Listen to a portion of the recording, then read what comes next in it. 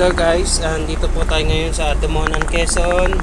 So, inatrasan ko po ang aking sasakyan dito sa gilid ng pier ng Atimonan. So, magbababa po tayo ng goods dito. Ayan po, tinatabi ko po. Then, inayos ko yung parada.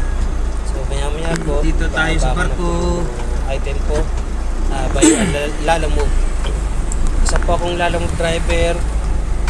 Kahit saan po ako area makakarating po, just call me,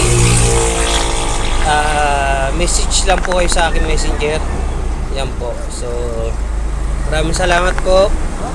Saan man sulok ng pwede po akong mag-deliver po ng mga goods po, then yung mga box po yan. So yan po ngayon po. So ito yan, ang ganda ng mga tanawin po dito sa Atimonan, Quezon. Ayan po yung barko.